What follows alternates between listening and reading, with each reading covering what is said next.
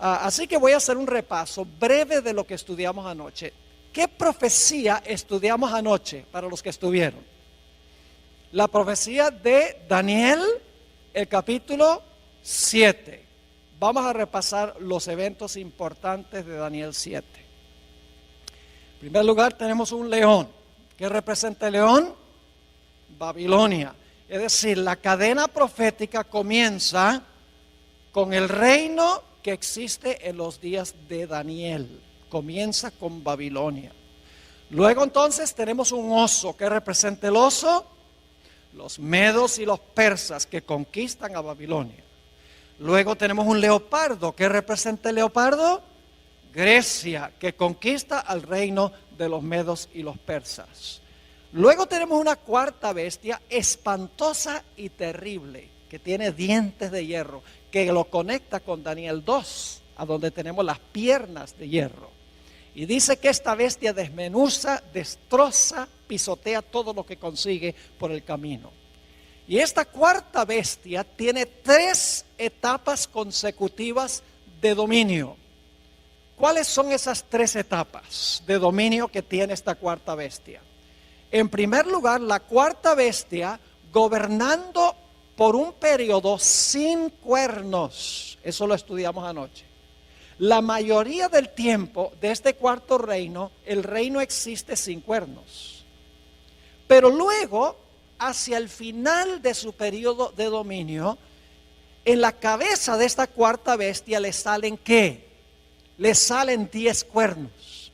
Y luego cuando los 10 cuernos están completos, en medio de los 10 sale un cuerno pequeño, un cuerno pequeño. Ahora, nosotros estudiamos anoche qué representa todo esto. La cuarta bestia representa el imperio romano, sin cuernos. El imperio romano fue un imperio no dividido durante la mayor parte de su existencia. El imperio romano desde el año 168 a.C. hasta el año 476 después de Cristo fue un solo reino unido. Pero en el 476 el imperio romano se había dividido en 10 reinos como resultado de las invasiones de las tribus bárbaras en lo que hoy es Europa occidental. Y luego, cuando estaban esos reinos completos, se levantó el cuerno pequeño que anoche identificamos como Roma papal, el papado, no la Iglesia católica. Es un error decir que el cuerno pequeño representa la Iglesia católica, no, representa el papado. El papado es un sistema que une la Iglesia con el Estado.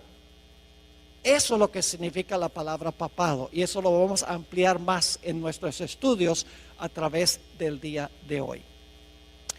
Es decir, el cuerno pequeño gobierna 1260 años después que se levanta. Significa que el cuerno pequeño, el papado, gobernó desde el año 538 después de Cristo hasta el año 1798, cuando recibió una herida de muerte y quedó decomisada esta bestia. El papado quedó decomisado por un periodo de tiempo. Es decir, Daniel 7 nos ha llevado en la cadena profética a través de Babilonia, Medo-Persia, Grecia, el imperio romano dividido y el dominio papal hasta 1798. Es lo que se conoce como el método histórico de estudiar las profecías. No tenemos que adivinar, porque sabemos a dónde comienza la profecía. La profecía comienza con Babilonia en los días de Daniel. Sabemos dónde termina finalmente la profecía, aunque no incluimos eso anoche. Termina cuando Cristo toma el reino en Daniel 7. Y entonces podemos seguir la trayectoria desde su comienzo. Todos los reinos que se levantan en secuencia, podemos seguir la trayectoria hasta que la profecía alcanza su clímax. Sabemos a dónde estamos en cada etapa de la historia o de la cadena profética. Es un método matemático, un método sistemático, un método contextual de estudiar las profecías. Ahora, esta mañana queremos estudiar otra profecía paralela a la profecía de Daniel 7. Me refiero a Apocalipsis 13 y los versículos 1 al 10. Apocalipsis 13 y el versículo 1 al 10. Ahora vamos a leer los versículos 1 y 2 e inmediatamente vamos a ver la conexión con Daniel 7. Es decir, al leer estos dos versículos no nos va a caber duda alguna que hay una conexión entre Apocalipsis 13 y Daniel 7. Vamos a leer los versículos 1 y 2. Dice aquí Juan: me paré sobre la arena del mar y vi subir del mar una bestia que tenía 7 cabezas y 10 cuernos, y en sus cuernos 10 diademas, y sobre sus cabezas un nombre blasfemo. Y la bestia que vi era semejante a un leopardo, y sus pies como de oso, y su boca como boca de león, y el dragón le dio su poder y su trono y grande autoridad. ¿Cuántas bestias se mencionan aquí en el versículo 2? 4. ¿Se dieron cuenta o no? ¿Hay un león, sí o no? Sí. ¿Hay un oso? ¿Cómo no? ¿Hay un leopardo? ¿Hay una bestia espantosa y terrible? ¿Qué se le llama? ¿El qué? El dragón. ¿Cuántos cuernos tenía este dragón de Apocalipsis 13? Hay que regresar al capítulo 12, a donde habla de un dragón que trata de matar a un bebé y dice que ese dragón tiene 10 cuernos. Es decir, este dragón tiene 10 cuernos como el dragón de Daniel el capítulo 7. Pero hay algo interesante en Apocalipsis 13:2, y es que mientras que en Daniel las bestias tienen cierto orden: león, oso, leopardo y dragón, en Apocalipsis el capítulo 13 las bestias se presentan en orden inverso: dragón, leopardo, oso y león. Y uno se pregunta, ¿por qué en Daniel empieza con el león y termina con el dragón, mientras que en Apocalipsis el capítulo 13 comienza con el dragón y termina con el león? La razón es muy sencilla.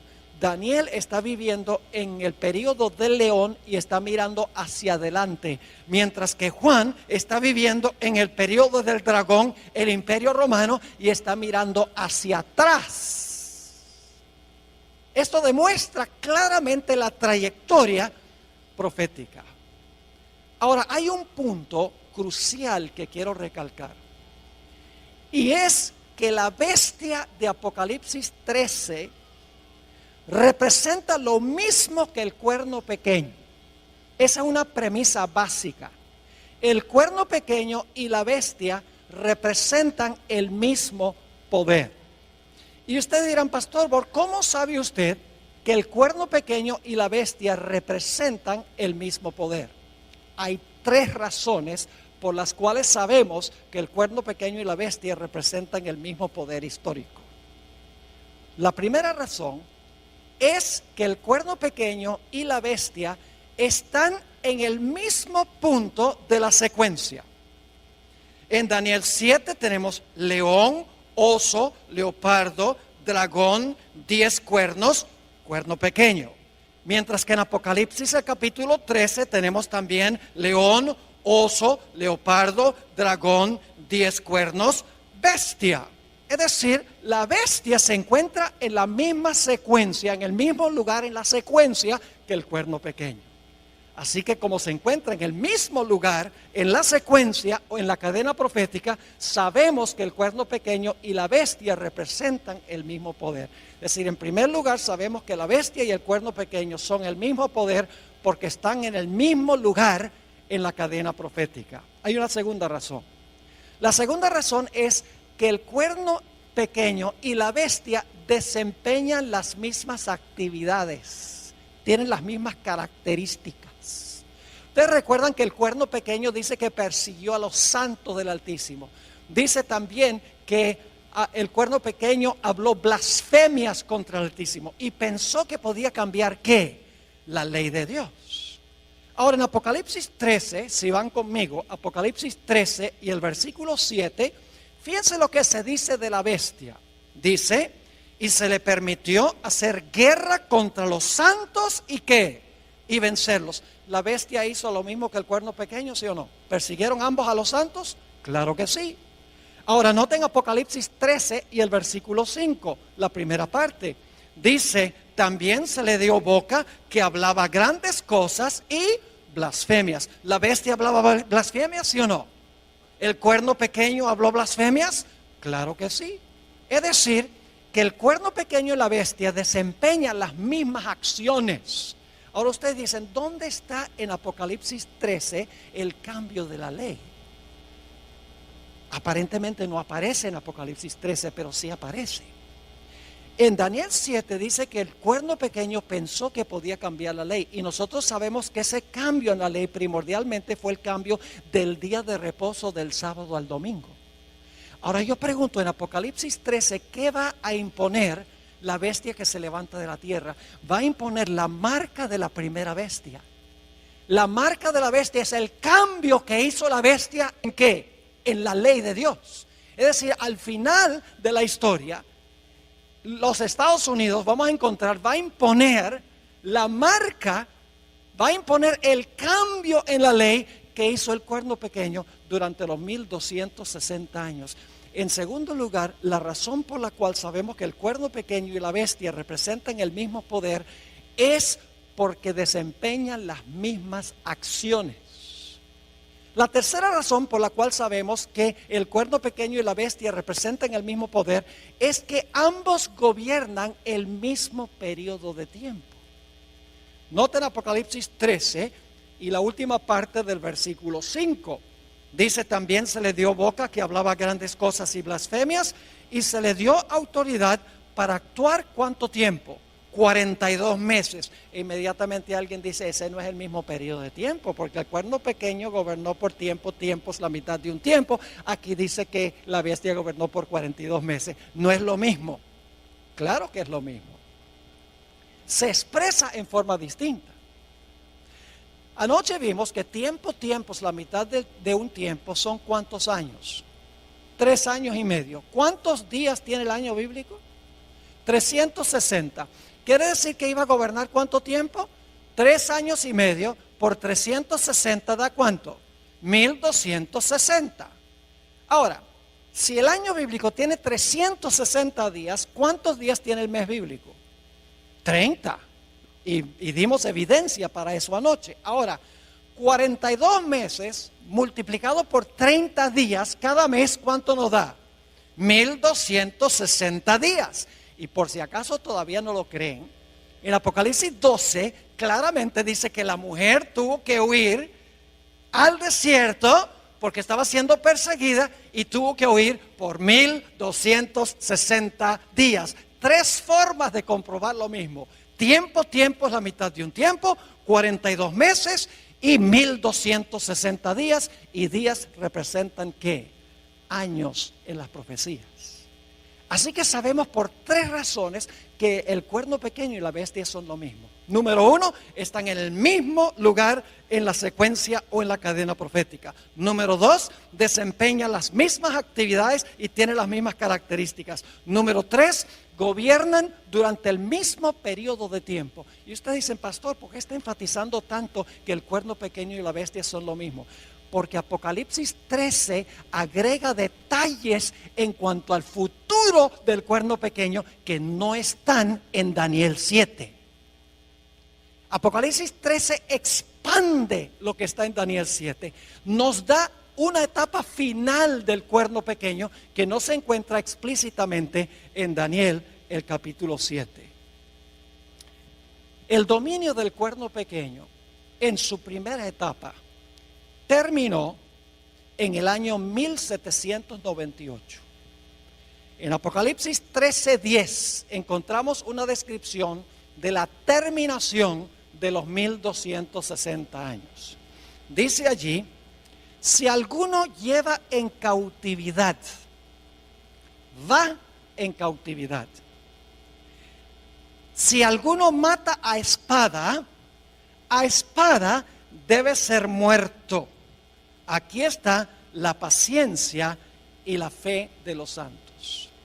Cuando terminaron los 1260 años, la Biblia dice que el poder que había llevado cautivo, ahora fue cautivo. El poder que había matado con la espada, ahora es muerto con la espada.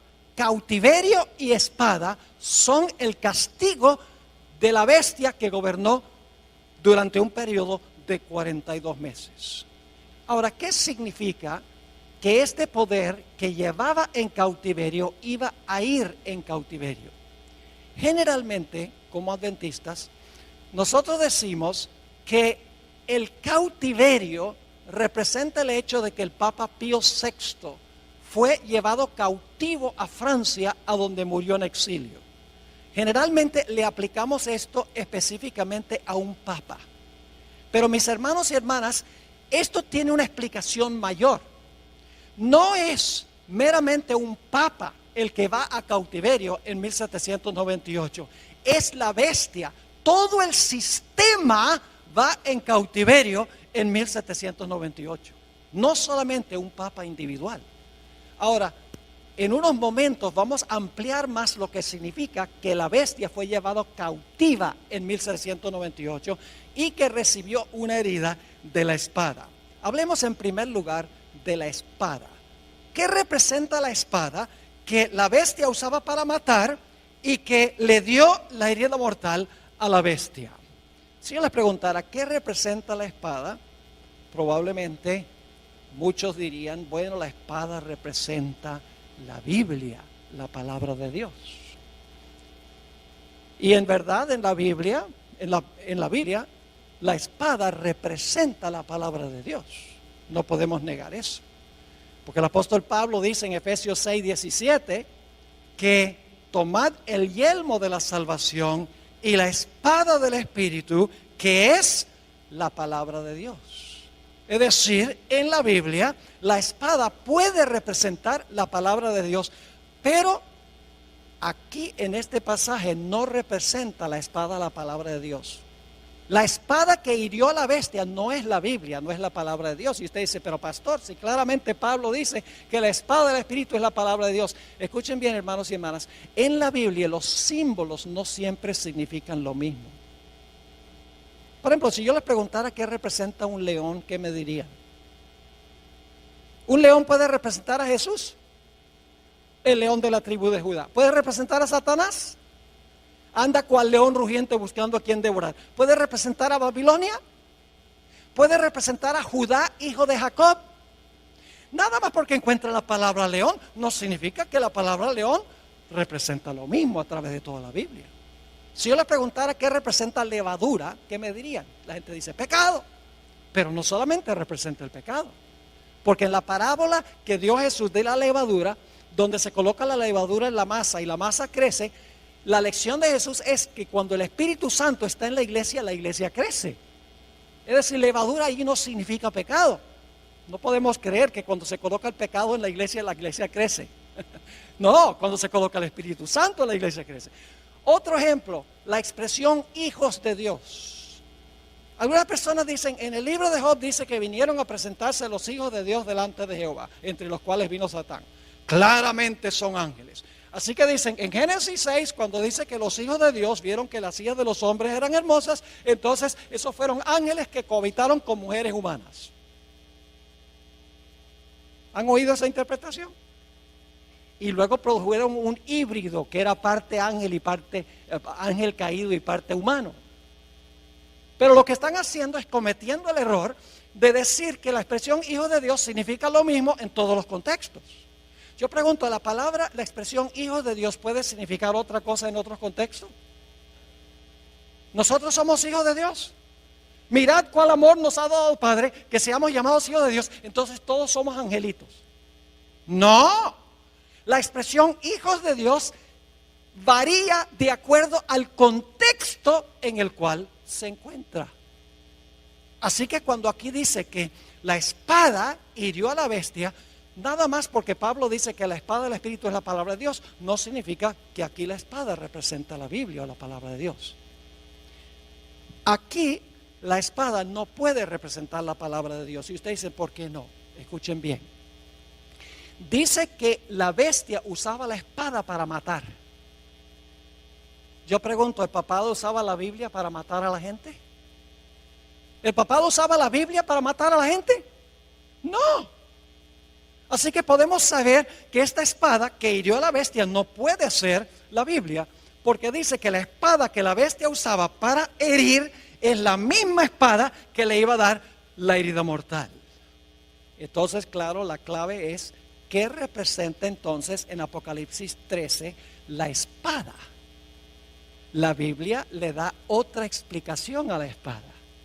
Romanos 13 y el versículo 1 al 4 habla de otra interpretación de lo que es la espada. Y esta interpretación se aplica a Apocalipsis 13.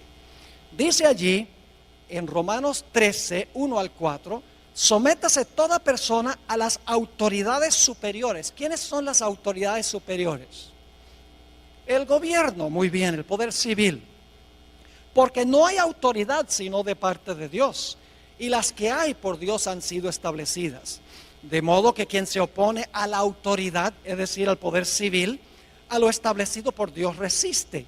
Y los que resisten acarrean condenación para sí mismos. Porque los magistrados, ahí está hablando del gobierno, porque los magistrados no están para infundir temor al que hace el bien, sino al malo. ¿Quieres pues no temer la autoridad? ¿Quieres no tenerle miedo al gobierno, al poder civil? Haz lo bueno y tendrás alabanza de ella. Y ahora viene el versículo clave. Porque es servidor de Dios para tu bien. Pero si haces lo malo, teme, porque no en vano que lleva la espada, pues es servidor de Dios, vengador para castigar al que hace lo malo. ¿Quién tiene la espada? El poder civil tiene la espada. ¿Y cómo usa el poder civil la espada? Yo pregunto, si una persona le roba a otra persona, ¿el poder civil usa la espada para encarcelar a esa persona? ¿Cómo no? En algunos estados, como Texas, si un individuo es culpable de asesinato, el poder civil usa la espada para ejecutar el decreto de muerte contra esa persona. ¿Cómo no? La espada significa la capacidad que tiene el poder civil para castigar violaciones del Código Civil. Usa la espada para castigar a los que violan el Código Civil, que violan las leyes legítimas del gobierno. No es la Biblia, es la capacidad de castigar violaciones del Código Civil. Es decir, la espada la posee el poder civil. La iglesia tiene su espada. ¿Y cuál es la espada de la iglesia? La Biblia. ¿Y cómo usa la iglesia su espada? Cualquiera que no está de acuerdo, le cortan la cabeza. Estoy hablando sarcásticamente. No. En el día postrero tendrán que arreglárselas con Dios. Pero la iglesia se le ha dado la espada, y la espada la usa predicando el evangelio. Yo estoy usando la espada ahora. Pero el poder civil también tiene su espada. Y la espada es la capacidad de castigar violaciones del Código Civil que disturbian el orden social o la paz de la sociedad, la propiedad, la vida, la reputación, etcétera. Así que en 1798 lo que sucedió fue que el poder civil de Francia, que antes le daba la espada a la iglesia, ahora le quitó de la mano la espada y con esa espada se le volcó en contra y le dio una herida mortal al papado. Es decir, la herida mortal es cuando se levantó el poder civil en contra del papado, porque antes el papado había usado el poder civil para castigar violaciones de la iglesia. Cualquiera que no estaba de acuerdo con lo que enseñaba la iglesia decía al poder civil: mira, toma tu espada y castiga a esa persona, échalo a la cárcel, o incinéralo, o ponlo en la cárcel, o tortúralo. eso es lo que hacía la iglesia, usaba la espada del poder civil para castigar violaciones religiosas. Pero en 1798 Francia le quitó la espada a la iglesia católica, a la iglesia romana, le dijo: ya no vas a usar más la espada para perseguir. Y la espada se le volcó en contra de el papado en 1798. También dice la profecía que el que llevaba en cautiverio iba a ir en cautiverio. El papado llevaba en cautiverio a toda la gente. Pero dice que este sistema iba a ir ¿cómo? Iba a ir cautivo. Ahora, ¿qué significa que iba a ir cautivo este sistema? Necesitamos regresar al tiempo cuando las tribus bárbaras estaban invadiendo el Imperio Romano. Cuando estas naciones bárbaras vinieron del norte del imperio y empezaron a parcelarse lo que hoy es el Imperio Romano, lo que había sido el imperio occidental, el imperio que quedaba en Europa, las naciones donde está en Europa hoy, esa región se convirtió en un caos. No había emperador, no había quien pusiera ley, quien pusiera orden. Y por lo tanto, las tribus bárbaras le pidieron al obispo de Roma, que su religión se había proliferado por todo el imperio para ese tiempo, le dijeron: ¿por qué no pones tú la ley y el orden aquí en el imperio? Porque todo está en caos. Y de esa manera el obispo de Roma, que hoy conocemos como Papa, no solamente comenzó a gobernar en cosas religiosas, no solamente era el líder de la iglesia, sino que también se convirtió en el líder civil. Ahora, antes de que el papado ascendiera al trono temporal, el papado estaba atado, es decir, la bestia estaba atada y no podía desempeñar sus acciones. Pero cuando se quitó la restricción del imperio y el papado pudo subir al trono temporal, el papado ahora quedó libre para perseguir y desempeñar las acciones que dice la profecía. Es decir, lo que significa que este poder estaba atado, significa que los poderes civiles están en función y por lo tanto, estando los poderes civiles en función, el papado no puede dominar en asuntos civiles. El quitar la restricción significa que ahora los poderes civiles le rinden su apoyo al papado para que el papado pueda desempeñar sus funciones. Quiero leerles un par de citas de un cardenal de la Iglesia Católica, Enrique Eduardo Manning, a donde él explica lo que acabo de describir. Dice lo siguiente: cuando las tribus bárbaras, y yo no sé si vamos a tener esto en la pantalla para que la gente pueda ver esta cita, tal vez no la vamos a tener, pero voy a leerlo de todas maneras. Dice que cuando las tribus bárbaras invadieron el imperio, escuchen bien, los pontífices se hallaron solos porque ya no había emperador. Como la única fuente del orden, la paz, la ley y la seguridad. Es decir, cuando los bárbaros invadieron, ahora como no había emperador, no había ley ni orden, dice que el único que podía mantener un poco el orden eran los obispos, es decir, el obispo de Roma, los que llamamos papas hoy, los pontífices. Y ahora escuchen cómo se describe esto. Y desde la hora de esta liberación providencial, ¿qué necesita usted hacer para liberar a alguna persona? La persona tiene que estar ¿qué?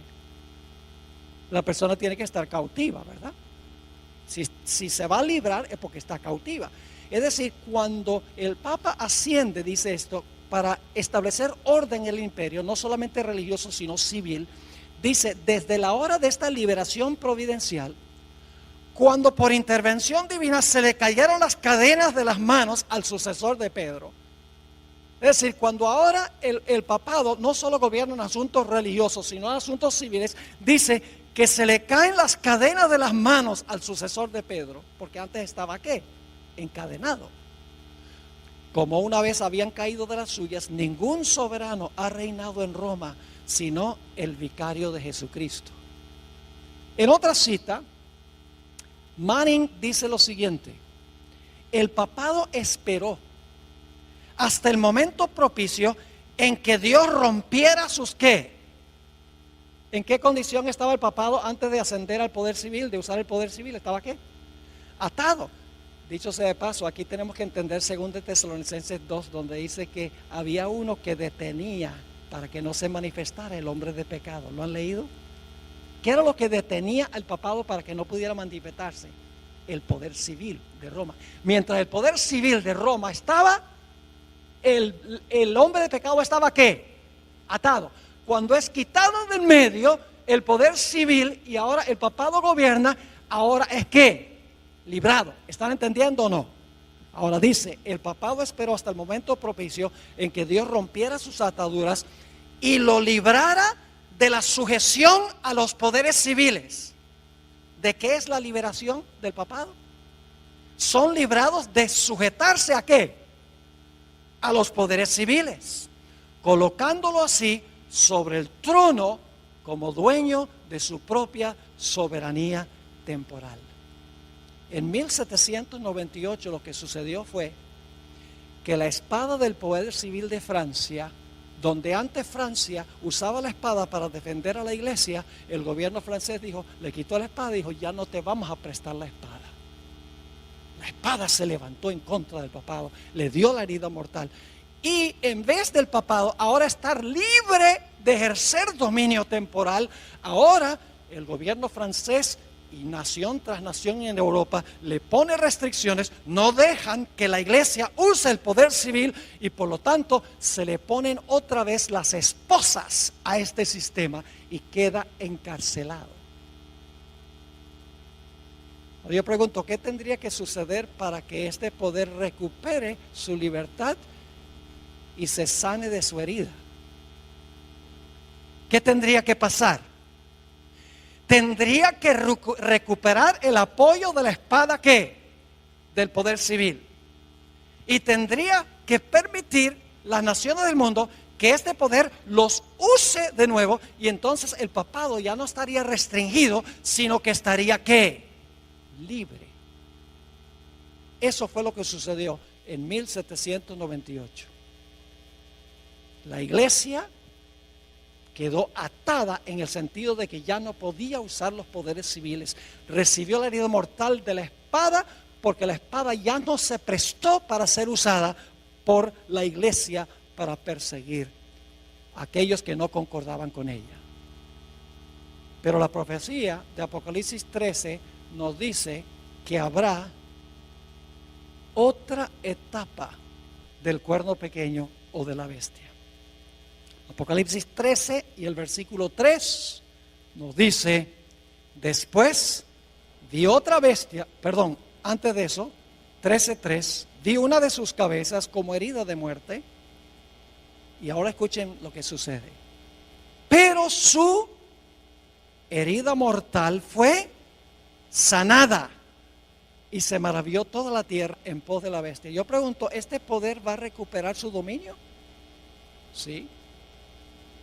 Recibió una herida mortal en 1798. Fue a cautiverio. Los poderes civiles ya no podían ser usados por este sistema. Pero la Biblia nos dice que este poder que recibió una herida de muerte, su herida mortal será sanada. Y toda la tierra se maravillará en pos de este sistema.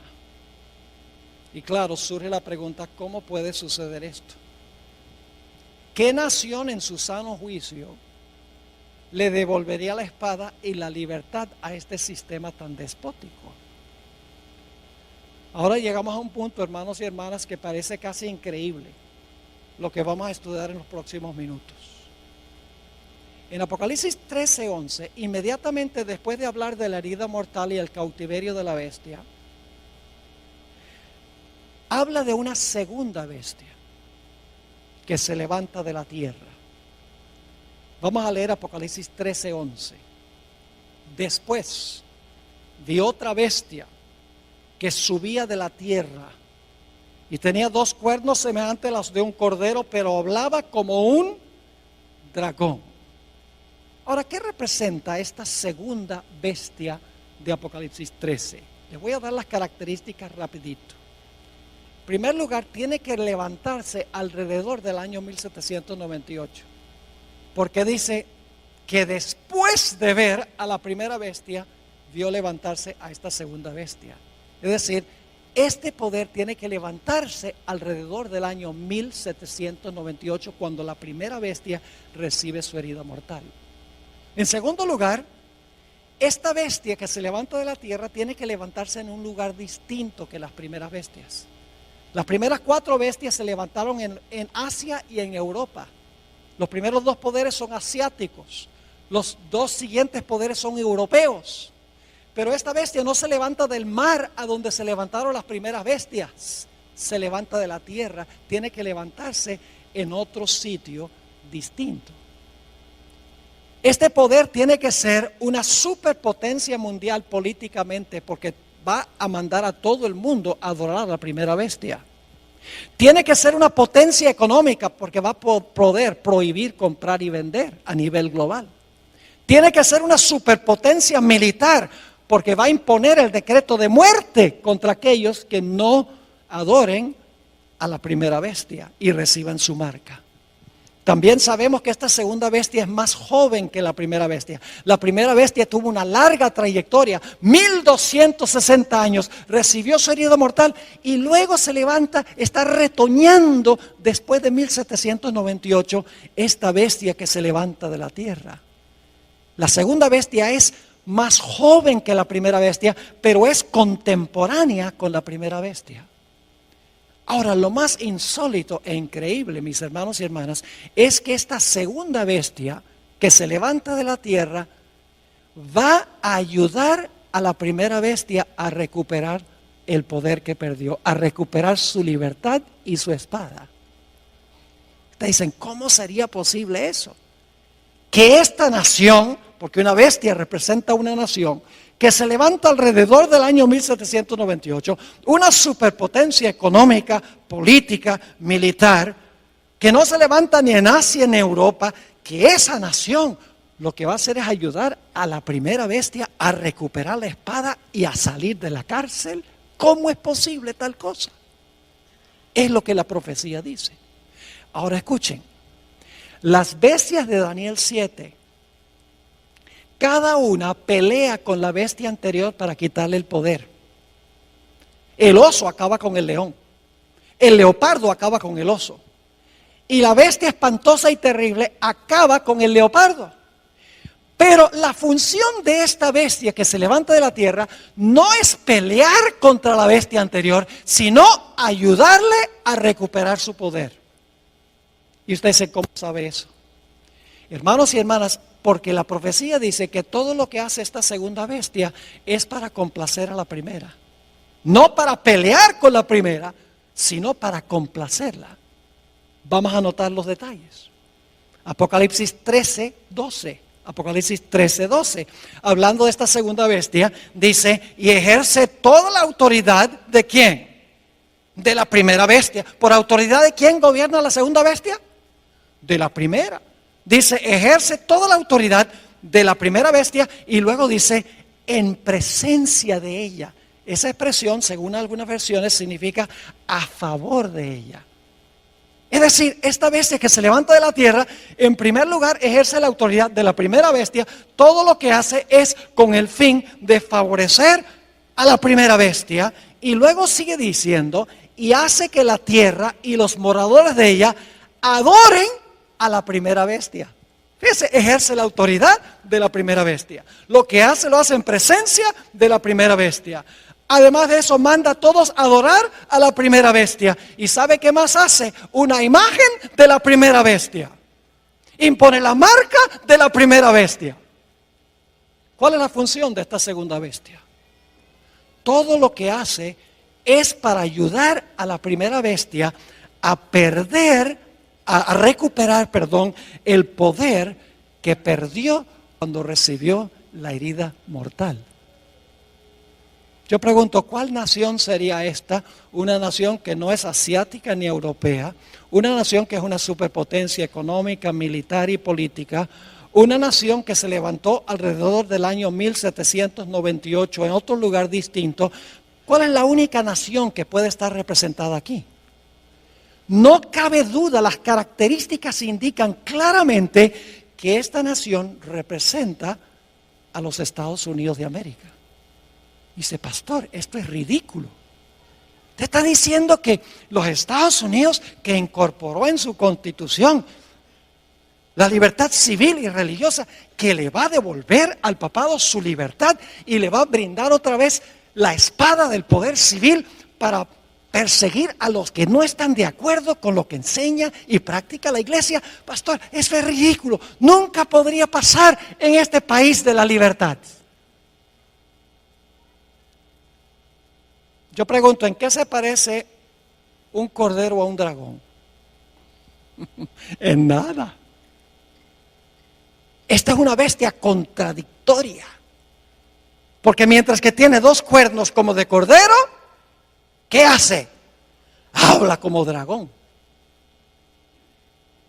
Ahora necesitamos dedicar unos minutos a hablar de la característica principal que yo veo aquí que necesitamos entender.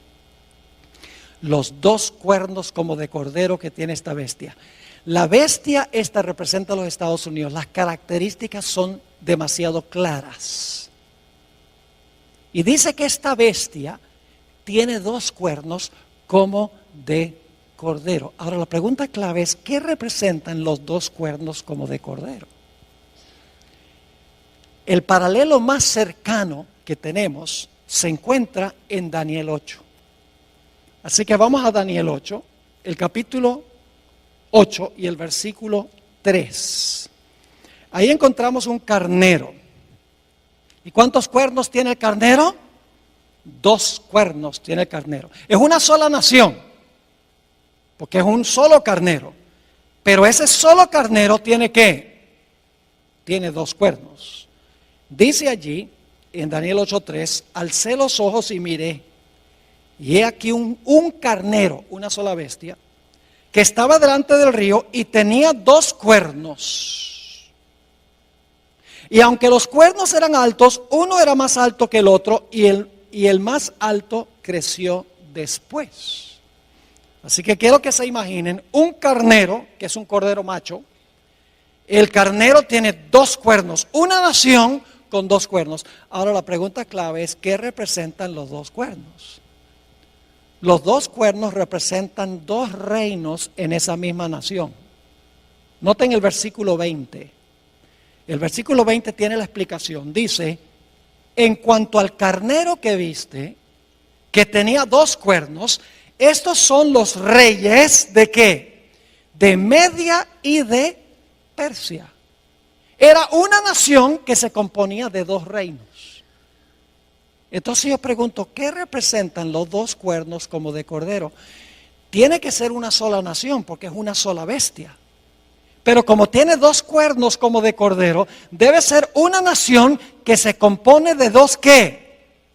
De dos reinos, porque los cuernos representan reinos. Usted no puede decir que los 10 cuernos en la cabeza del dragón son reinos. Y los dos cuernos aquí en la cabeza del carnero son reinos. Pero en Apocalipsis 13, entonces los dos cuernos no son reinos. Cuernos en cabeza de bestia son reinos. Es decir, esta bestia de Apocalipsis 13 es una sola nación, una sola bestia, pero en esa nación existen lado a lado dos reinos. Y lo importante que queremos notar es que son dos cuernos como de cordero. Son dos reinos, los mismos dos reinos que reconoció Jesús, el Cordero de Dios, porque la palabra cordero aparece 29 veces en Apocalipsis y siempre se refiere a Jesús. Es decir, los dos cuernos representan los dos reinos que reconoció Jesús, el Cordero de Dios. E inmediatamente nos preguntamos, ¿cuáles dos reinos reconoció Jesús, el Cordero de Dios? La Biblia lo dice. Mateo 22, versículo 19 al 21. Mateo 22 y el versículo 19 al 21. Aquí Jesús claramente dijo que representan los cuernos. Le traen una moneda del tributo a Jesús y le dicen, ¿debemos devolverle los taxes a César, sí o no? Y fíjense lo que dice Jesús. Mostradme la moneda del tributo. Y ellos le presentaron un denario. Entonces le dijo, ¿de quién es esta imagen y la inscripción? Es decir, la cara de quién y el nombre de quién está en esta moneda. Le dijeron, de César. Y les dijo, dad pues a César lo que es de César y a Dios lo que es de Dios. ¿Cuántos reinos reconoció Jesús el Cordero de Dios? 2. El de César sería el poder ¿qué? Civil. Y el de Dios sería lo que llamamos la iglesia.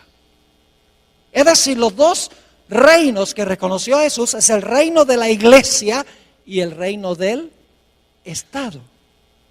¿Deben estar juntos o separados? Separados. Por ejemplo, ¿qué obligación financiera tenemos nosotros con la iglesia?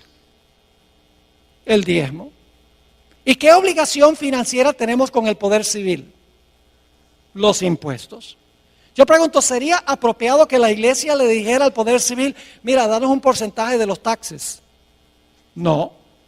¿Sería lícito que el poder civil le dijera a la iglesia, tiene que devolverme un 20% del diezmo? No. Cada reino funciona en su propia esfera, separado uno del otro. Es una sola nación, los Estados Unidos, pero en esa sola nación existen 2 reinos, la iglesia y el poder civil. ¿Y saben algo? Yo vivo en los Estados Unidos y soy ciudadano de 2 reinos. Yo soy ciudadano de los Estados Unidos porque nací en Wisconsin. Y soy ciudadano de la iglesia también porque me bautizó y soy miembro de la iglesia adventista del séptimo día. En una misma nación pertenezco a 2 reinos, la iglesia y también el Estado. ¿Están entendiendo lo que significan los 2 cuernos? Representa el hecho de que en una sola nación, los Estados Unidos, va a existir la idea de 2 reinos separados uno del otro. El gobierno, el poder civil y la iglesia, el poder religioso. Y escuchen bien, el Señor Jesucristo rehusó la idea de que la iglesia usara el poder civil, la espada del poder civil para defender su reino. Desde un comienzo de su ministerio, el diablo le ofreció a Jesús todos los reinos del mundo. ¿Y qué dijo Jesús? Apártate de mí, Satanás. Yo no vine a tomar las riendas del poder civil, yo vine a establecer mi iglesia. Jesús reconoció la existencia de 2 reinos. Noten Juan 18:36. Aquí Jesús está en una entrevista personal con Pilato y Pilato le pregunta, bueno, ¿eres tú un rey, Jesús? Y fíjense lo que dijo Jesús. Mi reino no es de este mundo. ¿Cuántos reinos reconoció Jesús? 2. El de él y ¿cuál? El del mundo. Mi reino no es de este mundo. Si mi reino fuera de este mundo, mis servidores pelearían, usaría la espada en otras palabras, para que yo no fuera entregado a los judíos, pero mi reino no es de aquí. Pero ¿saben lo que querían los judíos? Los judíos constantemente querían que Jesús se apropiara del poder civil, del poder del gobierno, que usara la espada para imponer su religión. Jesús dijo, yo no vine a eso. Yo vine a establecer un reino, mi iglesia. La hermana White dice que Jesús se mantuvo separado de la administración del gobierno civil de Roma. Nunca vemos a Jesús apelando a Roma para defender su reino. Jamás. Sus propios discípulos manifestaron que ellos querían usar la fuerza del poder civil para castigar al que no estaba de acuerdo con el reino de Jesús.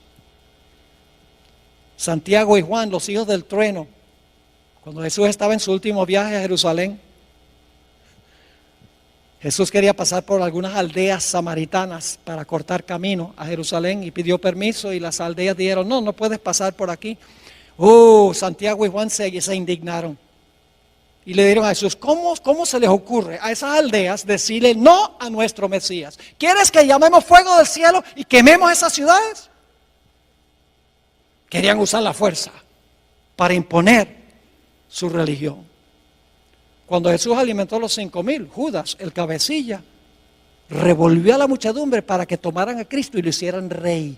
La Biblia dice que Jesús se fue, no había venido para ser rey. Y cuando Jesús estaba en Getsemaní y vinieron a arrestar a Jesús, el apóstol Pedro saca la espada y le tira un zarpazo al siervo del sumo sacerdote y le cortó la oreja. Y créame, no le estaba tratando de cortar la oreja, le quería cortar la cabeza, pero le falló la puntería, porque era pescador y no soldado. ¿Y qué le dijo Jesús? Bien hecho, Pedro. Y le dijo a los otros discípulos, tomen ustedes también la espada, defiendan mi reino. No. Jesús dijo algo muy parecido a lo que leímos en Apocalipsis. Dijo, guarda tu espada en su lugar, porque el que mata la espada, a espada será muerto. Apocalipsis 13:10 está en los evangelios. El Señor Jesucristo no vino a este mundo para establecer su reino usando la espada del poder civil. Pero yo pregunto, después de algunos siglos, ¿qué hizo la iglesia? La iglesia se tornó apóstata porque ascendió al trono, fue librado de los poderes civiles y ascendió ahora para gobernar, salió de la cárcel, fue librado y ahora gobierna en asuntos civiles y usa la espada del poder civil para imponer su religión. Eso pasó en los días de Constantino. En adelante la iglesia se tornó apóstata. Y el reino que Jesús había rechazado, ahora el obispo de Roma dijo, yo lo acepto. ¿Están entendiendo lo que significa la liberación de este sistema? Lo que significa el tomar la espada. Mis hermanos y hermanas, lo que sucedió en 1798 fue que el poder civil le quitó el apoyo de la espada al papado. Dijo, ya no nos vas a usar más. Y como ya no lo podía usar más, este poder quedó cautivo, quedó amarrado. El mismo libro de Apocalipsis explica qué significa estar atado o estar librado. Permítame mencionar brevemente eso y luego terminamos. Yo pregunto, ¿el diablo hoy en día está suelto causando desastres? ¿Por qué puede Satanás hoy en día causar tantos desastres? Porque él tiene gente que lo apoya, ¿sí o no? Mientras tiene sus gentes, primordialmente los reyes de la tierra, está libre. Pero ¿qué sucede en la segunda venida de Jesús? Todos los que lo apoyan, ¿qué? Van a quedar muertos. Y como resultado, ¿qué va a pasar con Satanás? Dice que desciende un ángel del cielo con una gran cadena en su mano y lo amarra y lo echa en la prisión.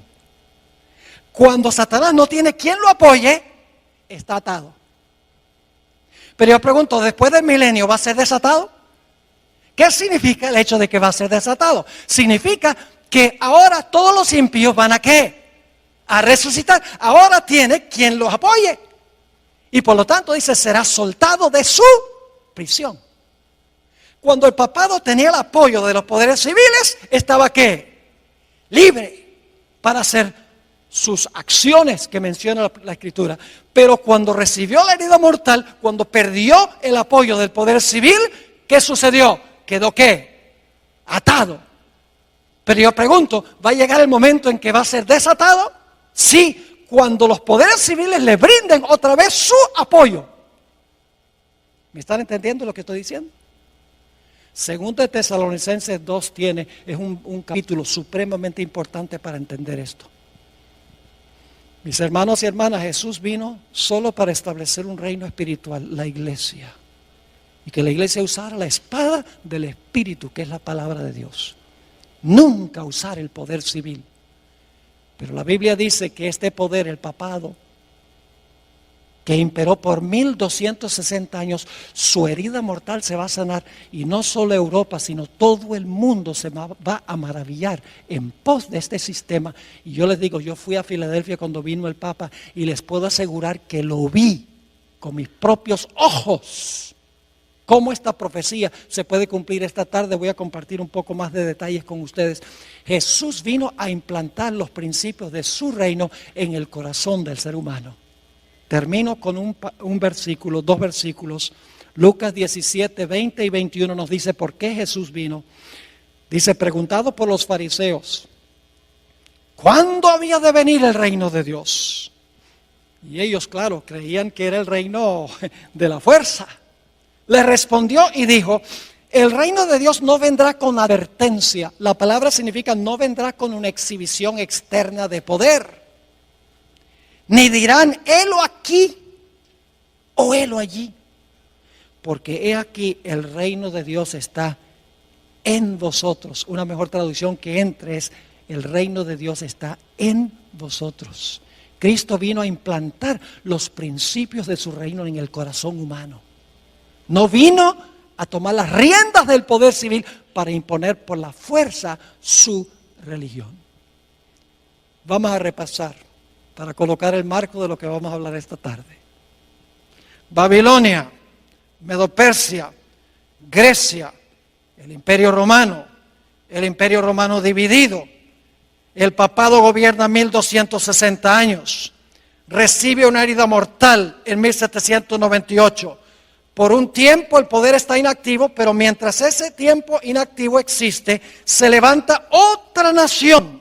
Cuando cae la primera en 1798, los Estados Unidos, y después de un periodo de inactividad, el poder que gobernó durante los 1260 años va a recuperar la espada y su libertad. ¿Dónde estamos en la cadena profética? Dígame usted, ¿dónde estamos en la cadena profética? Hermanos y hermanas, nosotros estamos ahora en la terminación del periodo de la herida mortal. El próximo evento, el evento final en la cadena profética, es cuando este sistema recupere la espada y la libertad. Y hoy hay señales que demuestran que eso está sucediendo. Bajo el pretexto del cambio climático, podría presentarles un tema de 1 hora nada más sobre eso. ¿Han oído ustedes del proyecto 2030 de las Naciones Unidas? Esto no es sensacionalismo, esto lo han puesto en forma escrita. Con el liderazgo del papado, la encíclica Laudato Si, todos los gobernantes del mundo en París, de las naciones del mundo, firmaron un acuerdo para acabar para el año 2030, y hay un montón de especificaciones, para el año 2030, acabar con el problema del cambio climático y acabar totalmente con la pobreza a nivel mundial. Y el que está detrás de eso es el Papa Francisco I. Todo el mundo, todos los reyes de la tierra están siguiendo la agenda de la Iglesia romana, como que han olvidado la historia. Nuestro propio presidente Barack Obama desconoce estas cosas, porque han olvidado la historia, ya sea voluntariamente o ya sea porque ignoran la historia. La Biblia dice que la van a repetir. Nosotros tenemos una función, hermanos y hermanas, y es proclamar estas cosas. Porque la gente está inquieta, la gente no sabe qué está pasando, la gente sus corazones están angustiados de temor, porque no saben para dónde va todo esto. La iglesia adventista sabe para dónde va todo esto. Ay de nosotros si nosotros no compartimos este mensaje con la gente que está buscando paz y tranquilidad en su vida. ¿Le quedó claro lo que estudiamos? Gloria a Dios. Ahora esta tarde lo que vamos a hacer en el primer tema, creo que es a las 3 de la tarde, le voy a comprobar, leyendo citas de los fundadores constitucionales de los Estados Unidos, a donde ellos vez tras vez en sus escritos dicen: lo que caracteriza a esta nación es que hay dos reinos, la iglesia y el Estado, separados uno del otro. Lo dice la primera enmienda a la Constitución de los Estados Unidos. Ahí están los dos cuernos como de cordero. En la misma Constitución de los Estados Unidos están los dos cuernos. Y en los escritos de George Washington, está en los escritos de Benjamin Franklin, está en los escritos de James Madison, de Thomas Jefferson, de Juan Adams. Todos se refieren a estos dos cuernos, libertad civil y libertad religiosa, separando la iglesia del Estado. El papado dice: no, lo que tenemos que hacer es unir la iglesia con el Estado. Eso es lo que hace que el papado sea papado. Es que es capaz de unir la iglesia con el poder civil para imponer por la fuerza su religión y sus prácticas. Quiero aclarar que no me estoy refiriendo aquí a las personas que pertenecen, individuos que pertenecen a esta iglesia. Yo creo que usted ama a Jesús, le sirve lo mejor que puede de acuerdo al conocimiento que tiene. Esto no es un ataque contra personas que están dentro de este sistema. Que la gente desconoce esto. Pero Dios llama a esa gente a salir de ese sistema una vez que conocen la verdad. Oremos. Padre Celestial, gracias te damos por la claridad de la cadena profética.